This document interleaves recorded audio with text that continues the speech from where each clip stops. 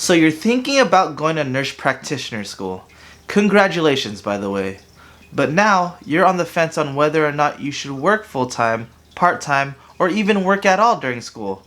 Well, in this video, I'm going to be going over whether or not you can work during nurse practitioner school. So stay tuned.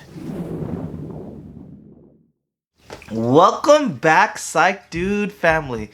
It's good seeing each and every one of you guys today. So you finally came up with the conclusion that yes, I'm going to nurse practitioner school. And honestly, that's an amazing accomplishment and congrats. So now that you're thinking about nurse practitioner school, you're probably wondering how hard and how difficult is it to the point where I need to either quit my job, go down to part-time, or if I'm able to stay full-time.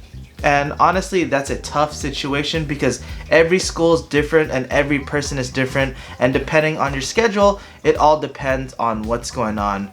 So let's go over it. So nurse practitioner school is extremely hard, and honestly, you are able to work full-time depending on which portion you're in.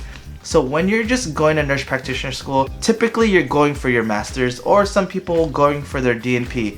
I can't necessarily talk about going for their DNP plus the nurse practitioner portion, so I'm going to be specifically talking about the MSN part with nurse practitioner role.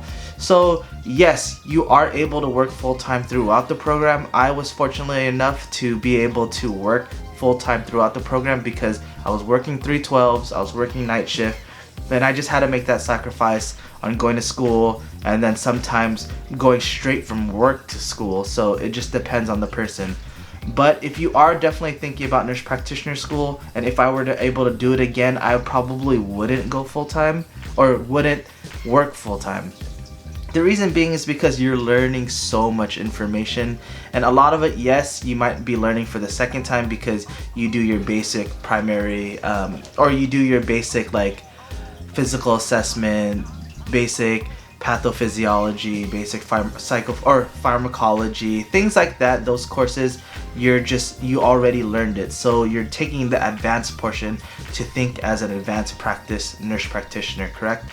So in this instance, you are going into further depth on all of the information, and you need time. And especially for the people that are working 5/8, it's going to be a lot harder on you because you don't necessarily have that time unless you're really good at time management in terms of either going to work, studying before work, studying after work, things like that. But you're just working so many days that it's extremely hard. Where it comes down to working part-time, I would recommend it because when you're working part-time, you're able to set an amount of days that you want to work, and then the other days you can set for going to school and then actually studying. And that's the biggest component because in master's portions, a lot of the times, especially if you're going to online school, you have to do a lot of self-learning. And yes, there are different programs that have different paces, so you can go part-time throughout the first portion and then go full-time when you get into your clinical aspect. A lot of programs are like that, but there are other portions if you want to go faster, you can do the full-time throughout the whole program. And at that point, I would recommend going just part-time throughout or not even having a job. Yes, it's doable like I said, but it was extremely hard, and if you have a family, I wouldn't recommend it. So in instances where you shouldn't work is if you're going to full-time school and you don't necessarily have enough time to study, so you would have to just completely stop working and then being able to just focus strictly on school. If you want to work part-time, which I think is probably the best situation, I would recommend doing that route because you can set days aside to go to school and set days aside to study and then set days aside to actually work and still have an income if you really need to.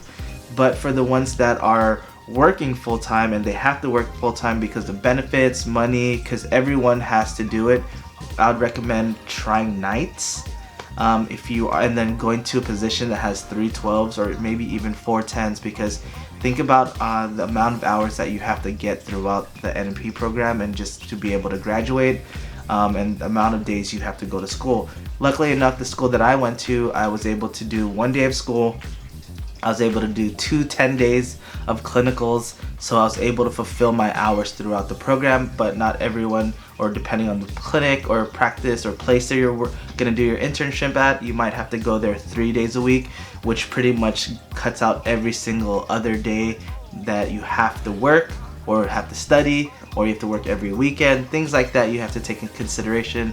And like I said, it's relatively rough. I feel like I'm rambling at this point, but if you were gonna ask me what my suggestion is if you want to go to nurse practitioner school and if you're able to work, I would say work part-time. That's probably your best bet, because one, you can work 1 to 2 days a week, you're more flexible, and then you can save the other days for school, clinicals, and even time to study. Yes, it's doable as a full-time person, and if you are going to a program that's relatively rigorous and you actually want to put 100% into what you do, which a lot of people do, and you have the finances to do it, then I would say don't work and just focus on studying, focusing on just perfecting your practice, because at the end of the day, the more work you put into what you do, the better you are, especially when you're going to be in that advanced practice role where you're making the decisions on diagnosing, assessing, and prescribing. And going further about that, I would recommend doing that. As always, have a wonderful day, guys. I know this was kind of a short video and it felt like I was rambling, but a lot of people asking me about this, whether or not they should work full-time, if they're even allowed to work full-time, and even if they can do part-time or not work at all. And this question comes up quite often, so I just wanted to give you my opinion, my recommendation on what to do. And I know some schools make you sign contracts for not being able to work full-time, so that question goes out the window. Don't forget to like and subscribe. Make sure you give this big thumbs up because I really appreciate it. And make sure you click on the bell button to be notified when I do come out with another video. And don't forget to add me on Instagram at THEPSYCHDUDE. And like always, have a wonderful day, and I'll see you guys next time. Bye!